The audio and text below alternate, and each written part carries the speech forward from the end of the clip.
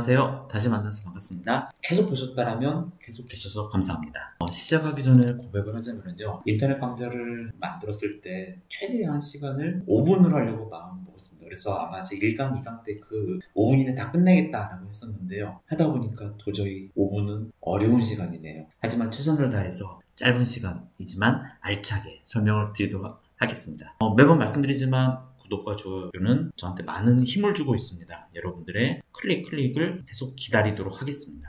이번에는 구속 조건을 부여하는 방법에 대해서 알아보겠습니다. 지난 시간에 이제 배치했던 내용 중 일부분을 가져왔는데요. 조립품에서 가장 많이 사용되는 명령이 바로 구속 조건이 되겠습니다. 단축키로는 C가 부여가 되어 있고요. constraint, 그래서 앞에 C가 바로 구속 조건의 이제 명령이 되겠습니다. 자, 실행시켜보면 조립품, 동작, 변이, 그리고 구속 조건 세트, 이 4개의 메뉴로 되어 있는데요. 가장 많이 사용하는 것은 이 조립품 탭이 되겠습니다. 조립품 탭에서도 이제 유형을 보면은 크게 5가지 유형으로 구분이 되어 있는데요. 그 중에 이 메이트 조건을 또 정말 많이 쓰이고요. 메이트에 있는 하위 솔루션으로는 메이트 조건, 플러시 조건, 이 2가지 조건을 가장 많이 사용한다고 보시면 되겠습니다. 보시는 것처럼 메이트 조건은요. 메이트의 메이트 조건은 서로 면이 마주보고 있는 조건입니다. 그래서 선택했던 두 면이 마주볼 때 사용하는 명령이 되겠고요. 플러시 조건은 서로 같은 방향을 바라보는 조건이 되겠습니다. 메이트의 메이트 조건인데 또 유사한 게요.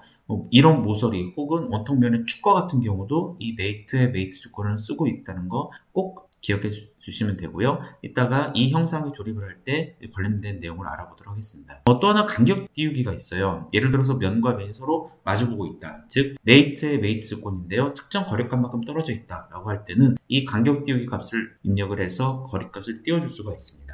자, 그러면 저희가 이제 실제 조립을 한번 진행할 건데요. 조립하기 전에 먼저 어떻게 조립되는지 사진에 한번 확인해 보도록 하겠습니다. 배치 때 입력했던 여러 형상들 중에 일부를 갖고 왔는데요. 자, 이 기둥을 기준으로 해서 지금 기준 파트로 되어 있습니다. 이 파트는 이쪽 보이지 않는 면, 뒤의 면과 여기는 안쪽 면이 서로 맞닿아 있습니다. 또 반대로 이쪽 보이지 않는 면과 여기 이 부품의 이쪽 면은 서로 맞닿아 있고요. 여기 끝면이 이쪽과 서로 또 같은 방향을 보고 있습니다. 밑에도 당연히 그런 조건으로 되어 있고요. 그 다음에 이 플레이트는 이 구멍에 의해서 체결되는 이런 형상이 되겠습니다. 그럼 이제 실제 이제 인벤터에서 메이트와 메이트 조건을 통해서 어떻게 구현되는지 실제 알아보도록 하겠습니다. 자, 구속 조건을 내릴 거고요. 먼저 메이트의 메이트입니다. 메이트의 메이트는 면과 면이 서로 마주보고 있다. 그래서 이 부품에서는 여기 있는 이쪽 면이 되겠습니다. 그리고 반대면으로 돌리겠습니다. 이쪽 면이 서로 마주보고 있다. 적용 버튼 누르면 달라붙는 걸 볼 수가 있습니다. 그 다음에 이제 여기 있는 이 면과 여기 이쪽 프레임의 이 면과는 서로 같은 방향으로 마주보고 있습니다. 그래서 플러시 조건의 이 면과 이 면이 서로 플러시 같은 방향 보고 있다. 적용이 됐고요. 마지막으로 밑에 있는 이 면과 이 면은 서로 같이 마주보고 있다. 적용 버튼 누르면 이렇게 지금 형상이 조립이 된 걸 볼 수가 있습니다. 고정이 됐죠. 자, 그럼 이제 얘도 해당 위치에 맞게끔 조립을 한번 해보도록 하겠습니다. 우선 지금 형상이 이런 형태로 되어 있다 보니까 조립이 조금 어려울 수도 있어요. 그래서 저는 자유회전으로 이 부품을 실제 배치하고자 하는 위치와 유사하게 회전시켜 놓겠습니다. 위치를 맞춰볼게요. 자, 그럼 이제 대략적으로 눈에 들어올 거예요. 구속 조건을 선택을 하고 메이트 조건으로 먼저 면과 면을 붙여보도록 하겠습니다. 첫 번째, 좀 더 당겨볼까요? 이 면이 되겠습니다. 두 번째는 뷰를 회전시켜서 좀 더 회전시켜 볼까요? 안쪽 면을 선택해 보도록 하겠습니다. 네, 여러 면이 선택이 되는데요. 정확히 이 면입니다. 선택하고 적용 버튼 달라붙는 걸 볼 수가 있죠. 자, 그 다음 이제 동일한 조건입니다. 플러시 조건을 부여를 해주면 되는데요. 플러시, 자, 이쪽 면이 되겠죠. 두 번째, 만약에 이쪽 면 잘못 선택했다. 취소 버튼 누르셔도 되긴 하는데요. 저는 다시 명령을 선택을 하겠습니다. 첫 번째 선택된 내용과 두 번째 선택된 내용이 되겠습니다. 두 번째 선택을 하게 되면은 이제 선택된 게 해제가 되죠. 선택을 하고 이쪽 면과 이쪽 면 플러시로 붙이겠다. 적용. 그 다음에 이제 밑에 부분에 플러시를 다시 한번 줘보겠습니다. 먼저 이 면과 이 면은 서로 맞닿아 있다. 그래서 적용 버튼 누르면 이렇게 구속이 된 걸 볼 수가 있습니다.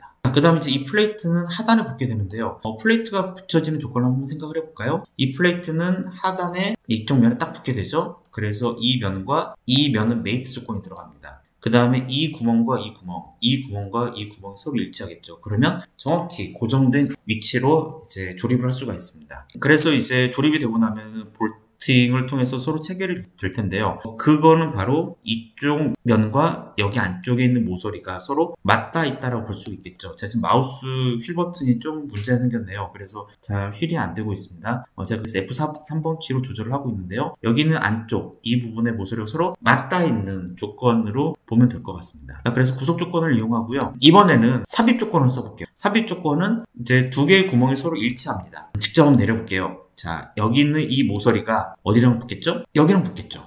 방향이 밑으로 되어 있습니다. 위로 되어 있고요. 적용 버튼 누르면 바로 붙는 걸 볼 수가 있습니다. 축과 면이 붙었어요. 그럼 얘는 자연스럽게 회전이 되겠죠. 자, 그 다음에 어떻게 할까요? 축에 대한 메이트를 주면 됩니다. 여기 있는 이 축과 여기 있는 이 축이죠. 그래서 다시 구속 조건을 줘보겠습니다.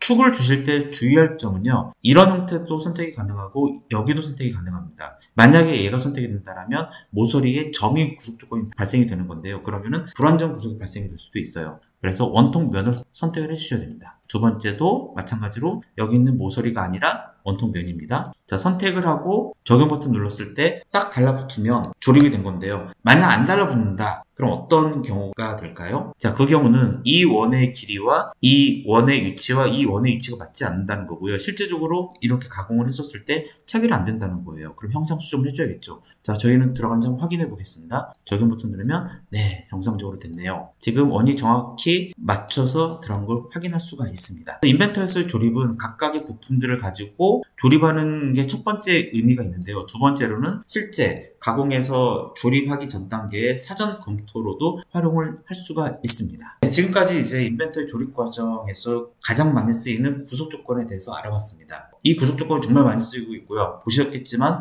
화면 회전도 되게 많이 하고 있어요. 그래서 이러한 과정들이 계속 반복이 된다면 아마 여러분들도 그렇게 어렵지 않게 쓰실 수 있을 거라 생각이 드네요. 그러면 이제 이번 강의 여기서 마치도록 하고요. 이 외에도 이제 구속 조건을 좀 더 잘 쓰는 방법들 혹은 이제 뭐 다른 특정 기술들에 대해서 궁금하시다 라고 하면 KCIM에 언제든지 연락 부탁드리겠습니다. 도움이 되셨다면 구독 그리고 좋아요 꼭 부탁드리겠습니다. 네, 그럼 다음 시간에 뵙도록 하겠습니다.